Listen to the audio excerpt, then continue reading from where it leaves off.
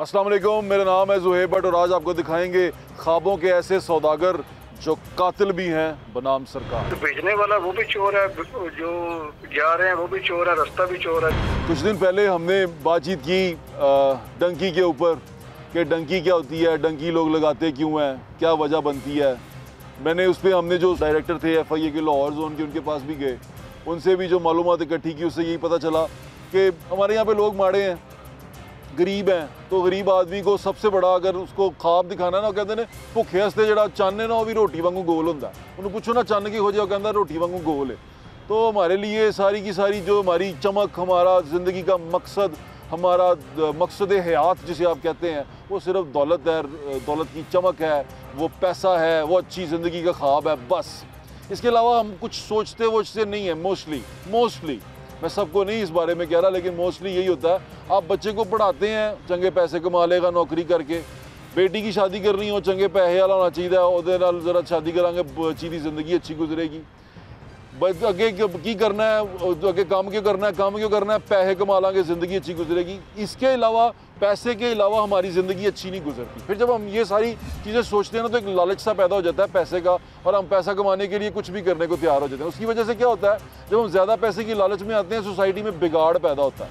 कैसा बिगाड़ पैदा होता है? यहाँ पर मिलावटें करते हैं, कम तोलते हैं, वो ऐसी चीज़ें करते हैं कि जिससे मुनाफा ज़्यादा हो और जो हमारा माल है वो कम लगे। तो ये तमाम चीज़ें करने के बाद हम वही हरकतें करते हैं जिससे अल्लाह ताला ने हमें मना किया है। और वो जब हम करते हैं, झूठ बोलते हैं, मुनाफाखोरी करते हैं, ज़ख़ीरा अंदोज़ी करते हैं, ये तमाम चीज़ें करने के बाद हम उस पर पहुँचते हैं कि यार कारोबार जड़ा ना चंगा नहीं चल रहा है, यार वो बड़े ही मंदे ने यार, वो यार रोन पिटन पे है, वो पैना ही है भाजी, ਤੁਹਾਡੀ पूरी नहीं पैनी। जो ਤੁਹਾਡੇ च लालच ही है ना, ਤੁਹਾਡੀ पूरी कितों पैनी है? ਤੁਸੀਂ रब दा शुक्र ही अदा कर नहीं पाना कि यार ला सेहत दिती हूँ, जिंदगी दिती हूँ, माँ प्यो दिते ही, भैन भरा दिते ही, फैमिली दिती हूँ, तेरा बड़ा शुक्र है मालका, तेरा बड़ा शुक्र है। ये नहीं करना हमने। असी कहना यार वो गड्डी देखना नाल दा मसाया चला रहा वड्डी, मैं भी लैनी है। वो देखना यार 3 मंजिला कोठी पा ली है, मैं भी पानी है। पूछा किंज पाई है? वो यार वो बाहर चला गया सी। बाहर कितने चला गया सी? वो यार वो फलान एजेंट ने उन्होंने बाहर भेजता सी, वो बाहरों देखना हुण ते हैलीकॉप्टर तो नोट सुटदा। जब इस तरह के ख्वाब नज़र आएंगे और लोग इस तरह की आके होची हरकतें करेंगे, तो फिर गरीब आदमी के दिल पे तो छुड़ियाँ चलनी हैं और उसको ये लगना ही है कि यार मैं भी चला जाऊँ। फिर वो कहता है भाजी कांटियां के उत्ते चला के भेजो, भाजी गोलियां मार के भेजो, भाई लत्तां वढ़ के भेजो, पर भेजो एक दफ़ा बाहर का पता ही नहीं बाहर की हो रहा है। और बाहर फिर हमारे साथ क्या होता है, फिर आप खबरें सुनते हैं कश्ती डूब गई, गोलियाँ मार दी, फलां जगह पर मर गए, लाश भी वापस नहीं आई। क्यों? अच्छे मुस्तकबिल के ख्वाब में बाहर गए थे। माँ बाप से जाके पूछें तो वो कहते हैं सानू पता ही नहीं। तो ये 25-30 लाख रुपये बच्चे ने आप ही जेब चो कट के देता, तुसी दिता तो गए ना। तो ये तमाम चीज़ें सोचने वाली हैं। ये इसके ऊपर थोड़ा सा ज़हन लगाने की ज़रूरत है आपको कि हमारे साथ हो क्या रहा है। हमें दुनिया में मुल्कों से डिपोर्ट किया जा रहा है। इवन तो अब तो थाईलैंड ने भी कह दिया है कि जोड़े लोग गैर कानूनी रुके इन्होंने बाहर कटो, तो मोस्टली जाके देखना पाकिस्तानी होंगे उथे। वो बाहर से लोग बाहर निकाल रहे हैं, सऊदीया से लोग निकाल रहे हैं, भीख मांगते हैं वहाँ जाके। लोग बाहर जाते हैं, हमारे मुल्क से कहीं भी चले जाते हैं, वहाँ जाकर गायब होने की कोशिश करते हैं। प्रॉब्लम यह है कि अपने मुल्क से इस कदर बेइतमादी हो चुकी हुई है उनको, इस कदर बेइतमादी हो चुकी है जिसका कोई हाल नहीं। बंदा कहता है मैंने बाहर कटो, मैं बाहर जाना, यानी कि वो इस कदर ज़हनी तौर पे पाकिस्तान से बदजन हो चुका हुआ है कि उसको अपना मुस्तकबिल ही बाहर नज़र आता है। तो ये तमाम चीज़ें जो सी हैं हमें इस लहज पे ले जाती हैं कि हम जाते हैं ऐसे नौसरबाजों के पास जिनकी रोज़ी रोटी हमारे लालच के ऊपर चलती है। तो सबसे पहले डायरेक्टर FIA सरफराज विरक साहब हैं, DIG सरफराज विरक साहब, उनसे जाके पूछते हैं कि FIA क्या कर रहा है और FIA ने कितनी गिरफ्तारियां की हैं। और स्पेशली बात जो उनसे पूछने वाली है वो ये है कि अपने डिपार्टमेंट में उन्होंने कितनी, अपनी सफ़ों में उन्होंने कितने ऐसे लोग निकाले हैं या ऐसे लोगों की इन्वेस्टिगेशन की है जो लोग इस मकरूह धंधे में मुलविस थे या शुबा है उनको कि वो इसमें मुलविस हैं। उस पर क्या काम किया, DIG सरफराज विरक साहब से बात करते हैं। हमारे साथ मौजूद हैं DIG सरफराज विरक साहब जो डायरेक्टर हैं FIA के, उनसे बात करते हैं। अस्सलाम वालेकुम सर, कैसे हैं आप सर? सर लास्ट टाइम आपसे बातचीत करके गए, आपने बड़ी अच्छी इन्फॉर्मेशन दी, लेकिन उसके बावजूद कुछ अरसे के बाद, यानी अब लास्ट पे हमने देखा फिर दोबारा एक्सीडेंट हो रहे हैं, लोग जो उनसे हैं दोबारा उसमें जा रहे हैं। तो बच्चे भाई जो उनसे हैं वो इधर मंडी बहाउद्दीन वाली साइड के, गुजरात साइड के, वो भी इसके अंदर बेचारे जान से हाथ धो बैठे हैं। ये सारा कुछ हो रहा है सर, आपने इसके बाद मतलब इस पर एक्शन क्या लिया है सर? देखिए इसमें ये बड़ा ही अफसोसनाक, जैसे आपको वाक़या हुआ, 1 दिसंबर में एक किश्ती का वाक़या हुआ ग्रीस के पास जी, ये अभी कुछ दिन पहले जो स्पेन के पास, जो मोरक्को के पास हुआ, तो ये बड़ा अफसोसनाक है। हमारे कुछ अजला के लोग, मैंने आपको पिछले में बताया था, ये गुजरात रीजन के जो मंडी बहाउद्दीन है, गुजरात है, सियालकोट, स्पेसिफिकली ये 3 जो अजला के लोग जो ये इनको सिर्फ यूरोप जाना चाहते हैं। ऐसे ही सर हमने उस टाइम भी कहा कि आप ओवरसीज़ प्रमोटर के पास जाएं, वर्क वीज़ा लें, प्रोटेक्टर से सैम लगाएं, एक प्रॉपर जिस पर गवर्नमेंट ऑफ पाकिस्तान की बैकिंग है, प्रॉपर तरीक़ेकार है, उसके ज़रिए जाए। तो ये एक बड़ा अफसोसनाक वाक़या हुआ है। हम इसको तदारक के लिए बहुत एक्शन ले रहे हैं। आपने ज़रूर बताना चाहूँगा जिसकी कुताई से भी, इवन हम ये भी नहीं कह रहे कि मिले हैं, हमने कहा कि अगर कुताई भी हमारे बंदे किया तो हमने इस पर डीजी साहब ने बड़ा सख्त एक्शन लिया। सर आपने लाहौर से भी बंदे जो से एयरपोर्ट से सर जी बहुत सारे 38 बंदों को अब तक डिसमिस किया जा चुका है, जो सिर्फ इस बात पर कि आपने इनको अलाउ क्यों किया। हालांकि अब मजबूरी ये है कि उनके पास वैलिड वीज़ा है, जी पासपोर्ट, वो लास्ट टाइम आपने बताया था, आपके पास डॉक्यूमेंट्स सारे मुकम्मल हैं, जितने डॉक्यूमेंट्स वो। अब ये सारी परेशानी इसी वजह से है क्योंकि वैलिड डॉक्यूमेंट्स के साथ बंदा जा रहा है, उसमें फिर सारी बात है, शिकायत भी कि हमें रोका गया, हमें तंग किया जा रहा है। तो हमने इसके बावजूद 38 बंदों को अब तक डिसमिस किया जा चुका है। बहुत सारों के खिलाफ कार्रवाई चल रही है फैसलाबाद में। सर लास्ट में आपने बताया था कि 9 बंदे फैसलाबाद से थे, अब लाहौर से भी सर अपने बंदे डिसमिस किए सारे। अभी उनकी प्रोसीडिंग, डिपार्टमेंट प्रोसीडिंग चल रही है, तो ये एक प्रोसेस चल रहा है। अभी हमने लेटेस्ट इस सारे ट्रेंड को देखने के बाद ये अंदाज़ा लगाया कि अब हमने उनको बाकायदा रिटर्न इंस्ट्रक्शंस भी दे दी हैं कि अगर गुजरावाला मंडी, बल्कि टोटल कोई हमने 7-8 अजला निकाले जिसमें सियालकोट, मंडी बहाउद्दीन, गुजरात, जेलम, बिम्बर, गुजरावाला, ये जो मेन यहाँ जो एक चंक है, ये समझिए आपके जॉइनिंग डिस्ट्रिक्ट शेखुपुरा हो गया। अगर आप जो बंदे यहाँ से जाएंगे, इनकी एज ब्रैकेट है 18 से 25 साल, 18 से 35-40 साल तक ब्रैकेट है, जैसे और इनका प्रोफाइल लो है। अगर ये पहली दफ़ा ट्रैवल कर रहे हैं, इनका प्रोफाइल लो है और इनके पास को खास जस्टिफिकेशन नहीं है विजिट वीज़ा के लिए। ठीक है। और ये ममालिक जिसमें हमने देखा है, अज़रबैजान है, सऊदी अरब का भी अब है, यूएई है, और जो ये जाते हैं किर्गिस्तान जाते हैं, इस तरह उम्रे के लिए भी जाते हैं, उम्रे के लिए मैंने आपको बताया था पिछले उम्रे में। तो इन सब को हमने कहा कि आप प्रोफाइल करें, इनकी प्रोफाइलिंग करके अगर आपको ये लगता है कि इस प्रोफाइल में आता है, जो लो प्रोफाइल हम कैटेगरी, एक ठीक है प्रोफाइल आप 10 दफ़ा आगे गए हैं, 11वीं दफ़ा भी जा रहे हैं, लेकिन एक बंदा अगर आगे एक दफ़ा नहीं गया, फर्स्ट टाइम जा रहा है, तो हमने उसको कहा कि आप उसको ऑफलोड करें। अच्छा, डेली के तादाद आपको ये ज़रूर बताना चाहूँगा, डेली के तादाद इवन आप लाहौर एयरपोर्ट करें 70 से 80 बंदे हम ऑफलोड कर रहे हैं जिनको जाने नहीं दे रहे। अच्छा सर, ये तो हो गया, अब उसको वहाँ पे रोक रहे हैं। एक बंदे जो भेज रहे हैं, अभी हमने वो इंटरनेशनली भी लोग यहाँ पर आए करके, हमने कुछ लोगों से बात की, वो ओपनली आज भी काम कर रहे हैं, वो आज भी लोगों को लेके आ रहे हैं। देखिए मैंने आपको लास्ट टाइम भी ये बात की थी कि हमारे कुछ मसाइल इसमें लीगल भी हैं। अच्छा, हम जैसे ही हमारे पास वो बंदा आता है, वो एजेंट का बताता है, हमारे पास कोई सिस्टम नहीं है, वो आएगा, वो कहेगा मैंने इसको पैसे दिए, हम उस पर FIR दर्ज करेंगे, उसके खिलाफ एक्शन लेंगे, उसको गिरफ्तार करेंगे और उसको कोर्ट के सामने पेश करेंगे। अब वहाँ पर इतने परसे में वो जो मुद्दई है वो उसके साथ सुलह कर लेता है। क्या प्रोसिक्यूशन की कमजोरी कह सकते हैं? मैं आपको नहीं, उसमें लीगल भी बहुत सारे इशूज़ हैं। आप जजेस कहते हैं कि सोसाइटी में अगर एक बंदे ने सुलह कर लिया, कत्ल माफ़ है, 302 में आपके पास सबसे स्ट्रॉन्ग कत्ल है, सजाए मौत का केस है, उसमें माफ़ी है।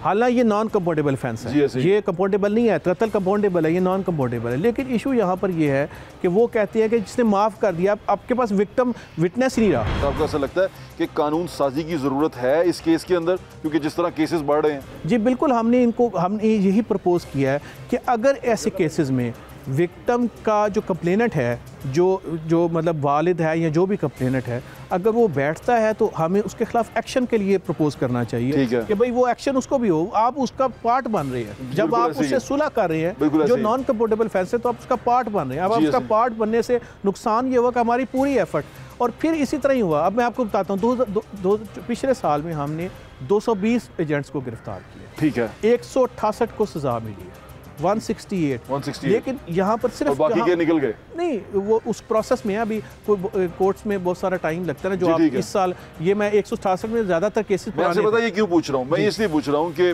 FIA को हमने हमेशा एक्टिव किया, बहुत सारी वजूहात की वजह से, बड़ा गलत रीजंस की वजह से भी, पॉलिटिकली भी उनको मूव किया। लेकिन आपको नहीं ऐसा लगता कि ये एक ऐसी साइड है जिसमें बच्चे जो उनसे उनकी जानों से जा रहे हैं, नौजवान बच्चे जा रहे हैं, इस जगह पे FIA के लिए सख्त कानून साजी की ज़रूरत है? देखिए, इसको पहले तो अंडरस्टैंड करना है कि ये गरीब नहीं है, ये 30 लाख 35 लाख देकर जा रहे। लेकिन सर, जब उनके घरों में जाता हूँ तो वो बेचारे बड़े मारे होते हैं, ज़मीनें बेची होती हैं, ख्वाहिश है कि मैं बहुत अमीर हो जाऊँ।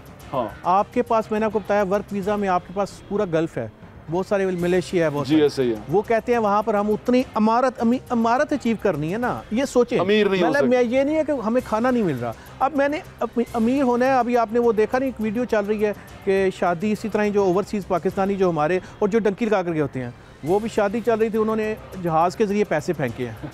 अब यहाँ पर आप सोचें कि एक यंग मैन है, वो मंडी बहाउद्दीन के उस गांव में है जहाँ पर वो घर वाला है जिसकी बहुत बड़ी कोठी है, वो डंकी लगा कर गया था।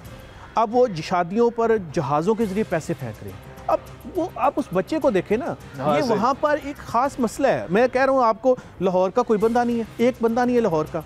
आपको किसी और ज़िले का देखें, गुर्बत अगर साउथ पंजाब में देखें ना, हाँ। अगर आप गुर्बत के म्यार को देखेंगे शायद आपको साउथ पंजाब में ज़्यादा मिलेगी। ऐसे ये वो पंजाबी की मिसाल थी ना, एक कि जितनी देर तक लालची जिंदा है नौसरबाज भूखा नहीं मार सकता। ऐसी और ये इसी तरह नजर आ रहा है मुझे कि ये होता आ रहा है। कुछ लोग कहानी बताते हैं कि हम वहाँ पर जब पकड़े गए, हम किसी माफिया की जेल में थे लिबिया में, हम किसी ऐसी जगह पे थे और वहाँ पर हमें गोलियाँ मार दी गई। कई कहते हैं कि जो सिक्योरिटी बॉर्डर सिक्योरिटी के लोग होते हैं वो आते हैं 5-5 लोगों को गोलियाँ मार देते हैं, 4-4 को गोलियाँ मार के जा रहे हैं क्योंकि पैसे आगे से आए नहीं होते, जो मजीद बिकना होता है वो बिक नहीं रहे होते। हम क्या इंटरनेशनली भी दुनिया को कह सकते हैं हमारे बच्चे हैं, चलो आ गए हैं, गलती करके आ गए हैं, क्योंकि वो बच्चे हैं या कोई भी लोग हैं वो तो लालच में आके चले गए हैं। कसूर तो स्मगलर का है जो लेके गया है उनको वहां तक। तो सर वो लोगों को गोलियां, देखिए कसूर इसमें ना वालिद साहब का है जिन्होंने उसके 35 लाख रुपया भरा है। हाँ सर, ये तो मैं कैसे मान लूँ कि कसूर उस वालिद ने, चलें बच्चे की मैं 18-19 साल की आपकी बात मान लेता हूँ, वो तो ख्वाहिश रखता है ना, जो बाप है जिसको पता होना चाहिए उसे पता करता है ये जाते कैसे हैं, भाई मुझे बताओ। तो कहीं कसूर में बाप का पहला है कि उसने 35 लाख ज़मीन बेची है, उसने अपने जानवर बेचे हैं, उसने अपनी गाड़ी बेची है। और भाई जहाँ तुम बच्चे को भेज रहे हो वो तो देखो कि वो वहाँ से वापस आएगा भी कि नहीं। फिर हम उनका भी कसूर मानते हैं। आप जो कह रहे हैं वहाँ पर अभी जो स्पेन के पास जो कश्ती अभी लेटेस्ट डूबी है, वो डूबी कश्ती नहीं डूबी, उन्होंने मारा है उनको, जो अभी तक जो इन्फॉर्मेशन आ रही है पाकिस्तान गवर्नमेंट, उन्होंने वो तो तकलीफ की बात ही है। यहाँ पर आप ज़रूर ठीक कह रहे हैं, उनको भी ज़रूरत है, लेकिन क्या वालिद को पूछने की ज़रूरत नहीं है कि मुझे बताएं कि 35 लाख आपने अपने बच्चे को दिया तो आपने ये देखा नहीं है? शायद उसको यहाँ पे कारोबार करा देते 35 लाख में तो वो आपके आंखों के सामने होता। बिल्कुल ठीक है सर। अब क्या कर रहे हैं सर, आपका लाइन ऑफ एक्शन क्या है? क्योंकि ये चीज़ें होती जा रही हैं। देखिए हम लास्ट टाइम के बाद अब जब खड़े हैं, अब मजीद चीज़ें हो चुकी हैं। बिल्कुल आपकी बात बिल्कुल ठीक है, और उसमें हम स्ट्रिक्ट से स्ट्रिक्ट होते जा रहे हैं। मैं आपको ज़रूर बताऊंगा। अब की बार अगर आप देखेंगे तो मैं आपने यहाँ पहले कहा कि दिल्ली से पैसेंजर्स में आपको 70 to 80 एक एयरपोर्ट पर उतर रहे हैं, तो आप पूरे पाकिस्तान के एयरपोर्ट्स का अंदाज़ा लगाएं कि जो हम बंदों को जाने नहीं दे रहे। अब ये है आपकी, मैंने जैसे पहले कहा आपके पास डॉक्यूमेंट तो पूरे हैं। अभी आप आएंगे तो मैं आपको कहूँगा जी आप पहली दफ़ा जा रहे हैं तो आपके हम पूरी इसको स्कैन करेंगे। डेफिनेटली एक मुश्किल काम है। तो आप उनको रीज़न क्या दे रहे हैं आप ऑफलोड करते वक्त? हम उनको कह रहे हैं कि आप लो प्रोफाइल हैं और हमें ये महसूस हो रहा है कि आप जो डेस्टिनेशन कंट्री है, जो विज़िट का बहाना बना रहे हैं, आप वो नहीं पूरा करें। चाहे वो विज़िट वीज़ा है तो हम समझेंगे कि आपका विज़िट वाला प्लान ठीक नहीं लग रहा मुझे। आपको इसके दौरान जो ह्यूमन ट्रैफिकिंग करते हैं, ह्यूमन स्मगलर हैं जो स्मगलिंग करते हैं इंसानों की, इनके पकड़ने में कभी कोई पॉलिटिकल प्रेशर आया? क्योंकि जिस जगह की हम बात कर रहे हैं ना, वहाँ एक बहुत बड़ी फैमिली है जिनका कारोबार ही सारा यूरोप में है। तो हमने जो थोड़ा रिसर्च किया, वो वही फैमिलियाँ वहाँ लेके जाते रहे हैं, लीगली या इलीगली किसी भी तरह लोग वहाँ उनके पीछे पहुँचते रहे हैं। देखिए तो ऐसा कोई प्रेशर आया? एक नहीं पॉलिटिकल प्रेशर वाली कोई ऐसी बात नहीं, लेकिन ये ज़रूर आया कि बहुत सारे लोकल्स उनको सपोर्ट करते हैं। जी ऐसे ही है। और बहुत सारे जो एजेंट्स के पास लोग जाते हैं, सिफारिशें करा कर जाते हैं कि हमारे बच्चे को पहले भिजवाएं। वो कहता नहीं तुम्हारी बारी 2 महीने बाद है, वो कहता नहीं अभी भिजवाएं। तो ये वो जो है ना, आप ये समझ प्रेशर बहुत ज़्यादा उनके लोकल लेवल पर ना, उनकी वो बहुत ज़्यादा सपोर्ट है। वो लोकली को बुरा नहीं समझते, वो तो समझते हैं कि शुक्रिया अदा करते हैं कि आप जिनके चले गए हैं और वो वेल सेटल्ड हैं, वो कहते हैं आपका शुक्रिया, आपने हमारे बच्चे को भिजवाया और वेल सेटल्ड। यहाँ पर ये एक, मैं जो आपको कह रहा हूँ ना कि वहाँ पर एक सोशल प्रॉब्लम है, इसको अंडरस्टैंड इसलिए करना है कि वहाँ पर वो लोग एक अच्छे घर में बैठा होता है, वो जो एडेंट है, अब तो चलें जो जिनका आया वो भागे हुए ना, जैसे ही वो चीज़ें उनके कोर्ट से केस आते हैं वो आकर घर में ऐसे बैठता है और दूसरे लोग सिफारिशें करा कर आते हैं कि हमारा बच्चा भिजवा दे। बड़े अफसोस की बात है सर, आपके वक्त का बहुत बहुत शुक्रिया। थैंक यू सो मच, बहुत शुक्रिया। एजेंट कितने पैसे लेता है इस सारे एक बंदे को क्रॉस करवाने के, यूरोप लेके जाने के, स्पेन या इटली? एक्चुअली मसला ये है ना कि जो भेजने वाला वो भी चोर है, जो जा रहे हैं वो भी चोर है, रास्ता भी चोर है, जो रास्ता यूज किया जाता है। ठीक है ना जी, सारे पूरा सिस्टम ही खराब है ना जी। आपने डायरेक्टर साहब की बात सुन ली। जो एक अहम चीज़ है कि ये लोग जाते क्यों हैं, वो आपको पता चल गया कि हम जब तक लालच जिंदा है तो नौसरबाज भुखा नहीं मर सकता। नौसरबाज ने कमाई करते रहना और अमीर से अमीर तर होते रहना, वड्डी वड्डी गड्डियां खरीदते रहना ते तुहाडे मेरे नाल दे ने उन्होंने टिकटॉक ते यूट्यूब ते लाइक भी करते रहना, क्योंकि नौसरबाजी जो सी है ना वो तभी इसी सूरत में जिंदा है जब तक लालची का लालच जिंदा है। लालची का लालच ही नौसरबाज को फर्श से अर्श पे ले जाता है और वो उसको इतना अमीर कर देता है कि फिर हम जैसे देख के सोचते हैं यार इतना पढ़ने का कोई फायदा नहीं होया, नौसरबाजी बन जाते। फिर हर बंदा नौसरबाजी के चक्कर में लग जाता है, हर बंदा नौसरबाजी सीखना चाहता है, फिर नौसरबाजी के लिए कोर्स जाके करता है। तो मैं आपसे दरख्वास्त ये करना चाहूँगा कि नौसरबाजी को छोड़ें, सीधा रास्ता अपनाएं। नौसरबाज की ज़िंदगी बड़ी जो सी है ना, उसकी फ़ेम की, उसकी मशहूरी की, उसके पैसे की बड़ी थोड़ी होती है, वो ज़्यादा नहीं होती, वो ज़्यादा देर चलती नहीं है और मुआशरे में उसको अच्छा नाम नहीं मिलता। और सबसे बड़ी बात इस सारे के बाद, सबसे बड़ी बात, अज सां मुके ना कल हिसाब देना पैना। अज कबर च लथे तो उस टाइम फरिश्ते ने आ जाना तो पूछना उन्हें किधरों, ना उत्थे रिश्वत चलनी है ना उत्थे किसी इदारे नूं मनाया जाना है, बस तुहानूं हिसाब देना पैना। तो ये जब हिसाब देना पड़ेगा ना आपको लग पते जाएंगे। अगर आप नौसरबाजी करके ये काम करेंगे, लोगों की ज़िंदगियों से मत खेलें और लोगों को अपनी ज़िंदगियों से खेलने भी मत दें। नौसरबाज से बचें, लालच में ना पड़ें। लालच आपको इतना जलील करवाएगा और ऐसी जगह पे ले जाएगा कि आपकी जान भी जा सकती है। तो इसी सूरत लालच होता कैसे है, लालच करता क्या है। हमारे एक दोस्त हैं, दोस्त तो नहीं है, हमने उनसे पूछा कि यार हमें बताओ कोई एजेंट थे, उन्होंने कहा कि एजेंट का बताता हूँ। एजेंट ने नाम ना जाहिर करने के ऊपर हमें कुछ सवालों के जवाब दिए हैं। वो सवाल क्या पूछे, मैंने क्या जवाब उन्होंने दिया, ज़रा सुन लें कि रास्ते क्या क्या लगते हैं, चीज़ें क्या क्या होती हैं और क्या क्या मुश्किलात से गुजरना पड़ता है। ज़रा सुने वो कहते क्या हैं। क्या हाल है आपका, ठीक ठाक है? मैं पूछना चाह रहा था आपसे कि ये डंकी क्या होती है, क्या क्या सिचुएशन होती है, डंकी क्यों कहते हैं? ये एक शॉर्ट वे इस्तेमाल किया जाता है यूरोपियन कंट्री में जाने के लिए। जो ज़्यादातर लोग जो हैं गुजरात, मंडी बहाउद्दीन, सियालकोट इस साइड के लोग ये रूट इस्तेमाल करते हैं। अच्छा, कम पैसों में जो है ना ये काम होता है। क्या सियालकोट मंडी बहाउद्दीन गई क्यों, लाहौर के क्यों नहीं? तो यहाँ पे एजुकेशन कम है ना, ये एजुकेशन लेवल कम है यहाँ पे। लोगों का जो है मेंटालिटी यही है कि कम पैसों में जल्द से जल्द शॉर्ट रूट इस्तेमाल करके तो जो है वो यूरोप पहुंचा जाए किस तरीके से। अच्छा, यूरोप के कौन कौन से मुल्क हैं जहाँ जहाँ जा सकते हैं डंकी लगा के? ये यूनान जाते हैं, यहाँ से ईरान जाते हैं, पाकिस्तान से कोयटा या कराची की तरफ से लेके जाते हैं। अगर पैदल के रूट की पहले बात करें, पैदल का रूट क्या होता है? कुछ लोग यहाँ से यूज करते हैं कि इधर से आपको कोयटा लेके, लाहौर से कोयटा एक्सप्रेस पे बिठा के कोयटा ले गए, या इधर से कराची ले गए, कराची से कोयटा, कोयटा से तफ्तान चले गए, ईरान जो है वहाँ पे। तफ्तान का वीज़ा लगवा के जाते हैं या तफ्तान भी बगैर वीज़े के क्रॉस करते हैं? कुछ वीज़ा पे लेके जाते हैं, कुछ इलीगल लेके जाते हैं, जिनके पास पासपोर्ट वगैरह कुछ नहीं होता उनको ऐसे लेके जाते हैं वहाँ से जो है। अच्छा भाईजान, बगैर पासपोर्ट के भी यानी कि ये वाला ट्रेवल हो जाता है? हो जाते हैं लोग करते हैं, ऐसे ही करते हैं। जो बलोची लोग हैं ना वहाँ से बॉर्डर क्रॉस करा के उसको फिर आगे से तुर्की में, ईरान में एंटर कर दिया, ईरान से आगे फिर ले गए उनको। ईरान के अंदर सफर कैसे करते हैं बगैर पासपोर्ट के, कैसे गुजरते हैं? ईरान के अंदर उनके अपनी कन्वेंस होती हैं, टैक्सियों पे ऐसे छुप छुपा के जो चोर रास्ते हैं उन रास्तों से लेके जाते हैं। मैंने सुना है कि कोई गाड़ी के अंदर कोई स्पेशल सीट्स बनाई होती हैं, डिग्गी के अंदर जगह बनाई होती हैं। नहीं, वो जितनी बातें सुनने को मुख्तलिफ लोग हैं जो काम कर रहे होते हैं। किसी का कोई तरीका है, कोई डिग्गी में लेके जाता है, कोई डालों में लेके जाता है, कोई कंटेनर में लेके जाता है, वो सारी मिली भगत ही होता है ना। अच्छा, फिर ईरान के बाद आगे कहाँ जाते हैं? ईरान से वो तुर्की लेके जाते हैं, तुर्की क्रॉस करते हैं जी। तुर्की का जो आखिरी शहर है वो तबरेज है, तबरेज से आगे जो माको का इलाका आ जाता है, माको पहाड़ी इसको बोलते हैं जी। वो तुर्की और ईरान का बॉर्डर है, ठीक है। वहाँ से जो है वो ईरान पूरा क्रॉस करके तो उसके बाद वो तुर्की के जो बॉर्डर है उसको माको पहाड़ी। अच्छा, इसमें पानी कहाँ पे आता है? जो हम अक्सर सुनते हैं कि कश्तियाँ डूब गई हैं, कश्तियाँ जो सी हैं वो उसमें लोग मर गए, क्योंकि मोस्टली जो नुकसान हुआ है वो कश्तियों का हमने सुनने को मिला है। ये कश्तियाँ कहाँ पे आती हैं?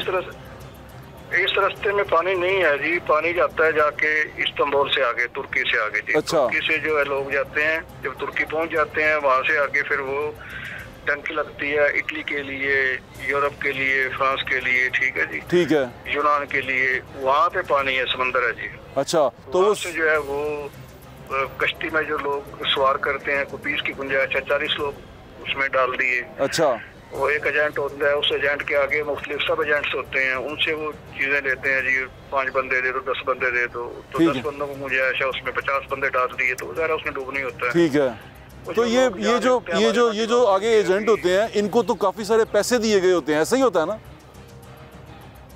ज़रा एजेंट्स को जो उनको कमीशन है, किसी का कोई पैसा है, क्या मामला है ये नहीं जानता है, वो एजेंट जानते हैं। अच्छा, मैं एक और सवाल पूछना चाहता हूँ कि बंदे की ज़िंदगी की वो नहीं देते कि अगर इसको हम सेफ एंड साउंड दूसरे इलाके तक पहुँचाएंगे, या कहते हैं पैसे दो, पहुँच गया, ना पहुँचा तो हमारी जिम्मेदारी नहीं है? एक्चुअली मसला ये है ना कि जो भेजने वाला वो भी चोर है, जो जा रहे हैं वो भी चोर है, रास्ता भी चोर है, जो रास्ता यूज किया जाता है, ठीक है ना जी। सारे पूरा सिस्टम ही खराब है ना जी। अच्छा, अब पेरेंट्स हैं, छोटे छोटे बच्चे वो जवान करके उनको एजेंट्स के हवाले कर दिया, चलो जी आप इनको ले जाओ, कश्ती में ले जाओ या जैसे मर्जी इनको ले जाओ, चला के ले जाओ, घुमा के ले जाओ, ठीक है। वो पेरेंट्स भी ज्यादा करते हैं ना अपने बच्चों के साथ। भाईजान, इसके अंदर सक्सेस रेट कितना होता है, यानी कि जो लोग पहुंच जाएं और इमिग्रेंट हो जाएं या वहां जाके कोई असाइलम ले लें, वो कितने % चांसेस होते हैं? 20% 25% लोग तो पहुंचते ही हैं, लेकिन वो बड़ा सख्त सा काम है। अभी रिसेंटली हमने सुना इधर मंडी बाउद्दीन में काफी लोग डूब के आए हैं, पूरी कश्तियाँ डूब के आई हैं। हाँ जी, कुरान मचा हुआ है, एक गांव के 8-7 लोग हैं जी। ऐसे ही है। एजेंट कितने पैसे लेता है इस सारे एक बंदे को क्रॉस करवाने के, यूरोप लेके जाने के, स्पेन या इटली? मुख्तलिफ रेट्स होते हैं लोगों के, 25 लाख 30 लाख 35 लाख, कुछ कम हो गया। बस वो जब लोगों को समझ नहीं आती, जब आगे रास्ते में जाते हैं फिर उनको मारते शारते हैं, बताते हैं कि पैसे पीछे मंगाओ, घर वालों को फोन करो। ओहो, फिर बच्चे होते हैं वो पेरेंट्स को फोन करते हैं कि जैसे ऐसे हम आ गए एजेंट्स के साथ, उनको पैसे दें, हम आगे जा रहे हैं। वो फिर पेरेंट्स मजबूर हो जाते हैं, कुछ अपना घर बेचते हैं, कुछ गाय भैंसे बेचते हैं, कुछ बेचते हैं, प्लॉट बेचते हैं। भाईजान, जितने मतलब मुझे लगता है कि ये 50 लाख से ऊपर पैसे लग जाते होंगे। 50 लाख में तो आप ओरिजिनली जेन्युइनली जा नहीं सकते वहाँ।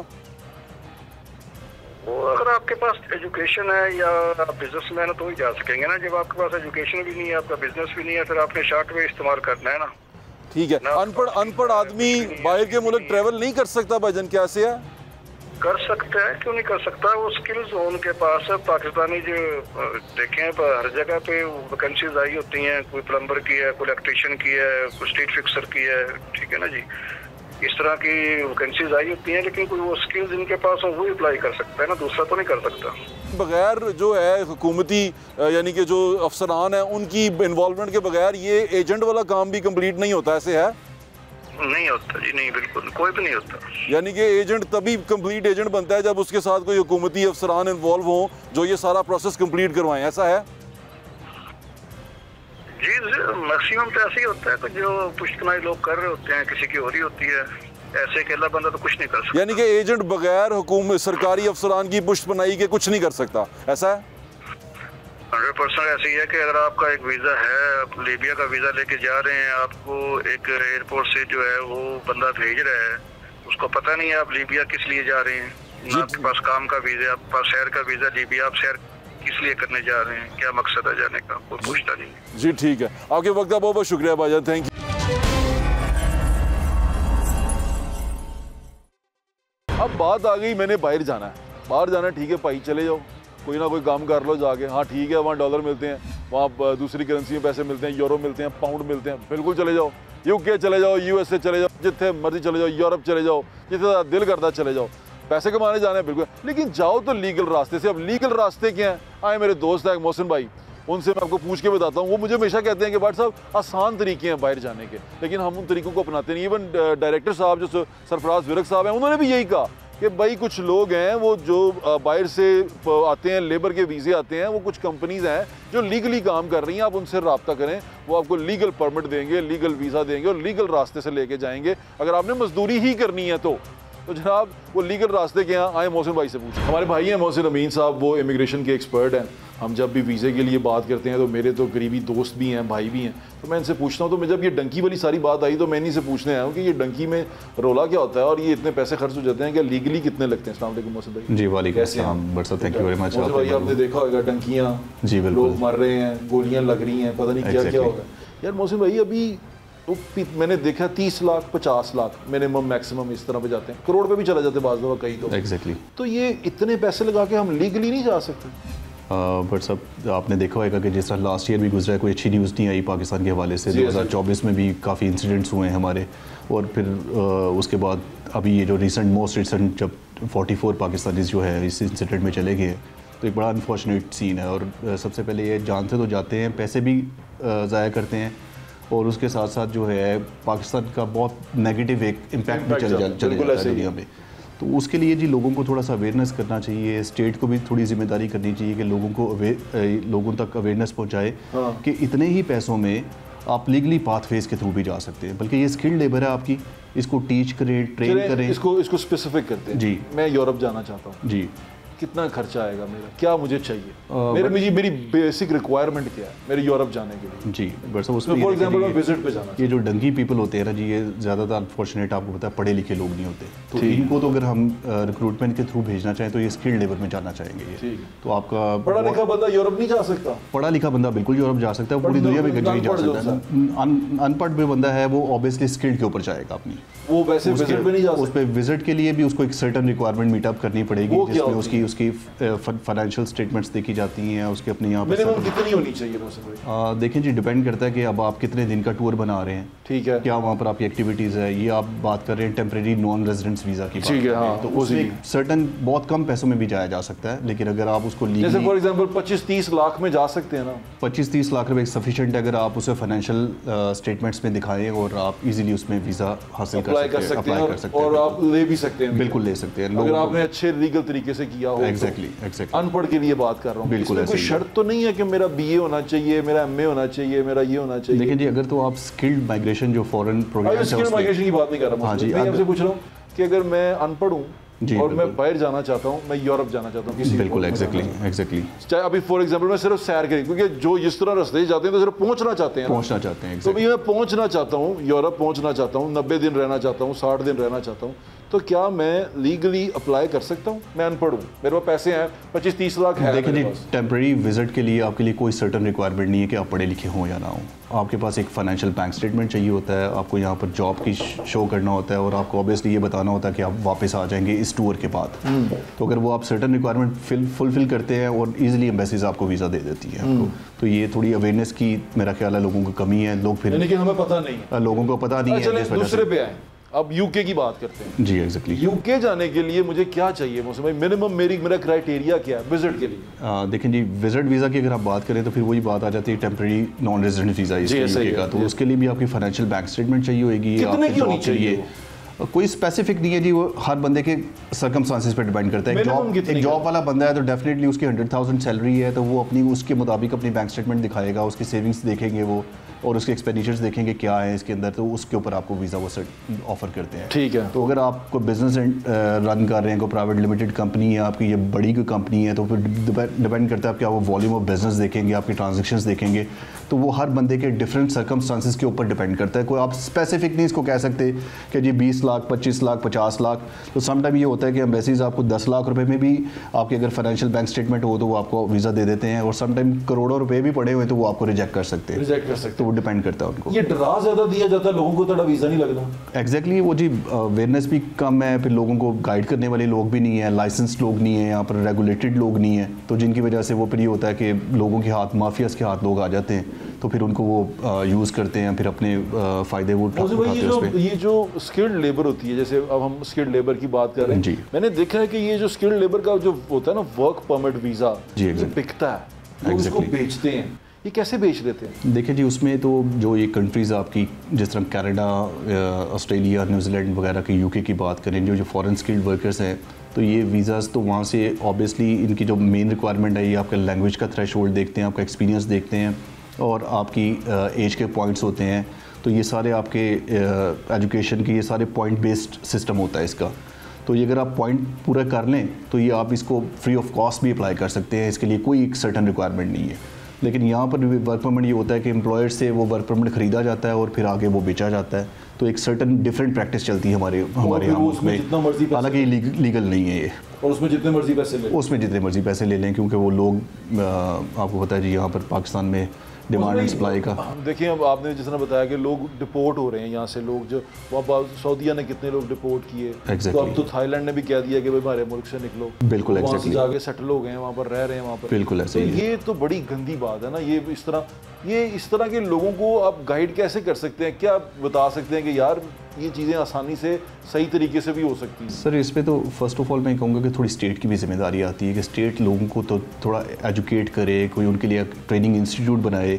ओवरसीज़ एम्प्लॉयमेंट कॉर्पोरेशन ऑलरेडी एक इदारा स्टेट के पास अवेलेबल है, उसके जरिए लोगों को तरबियत करें और इन्हीं लोगों को एसेट बना के ओवरसीज़ भेजा जाए, ताकि ये एक पाकिस्तान के अंदर जो है एक रेमिटेंस आए। आपको पता है ऑलरेडी पाकिस्तान जो चल रहा है वो ओवरसीज़ रेमिटेंस के ऊपर चल रहा है, तो 30 बिलियन प्लस रेमिटेंसेज ऑलरेडी आ रही हैं। तो अगर इसको ये प्रमोट किया जाए तो ये एक ह्यूमन रिसोर्स है जो ये वेस्ट हो जाता है, जो समुद्रों की लहरों के हवाले कर दिया जाता है। तो ये एक अगर इनको एक इंस्टीट्यूट बना के भेजा जाए तो ये पाकिस्तान के लिए बहुत बड़ा एक एसेट बन सकता है। बिल्कुल ठीक है, मौसम के वक्त का बहुत बहुत शुक्रिया, थैंक यू सो मच।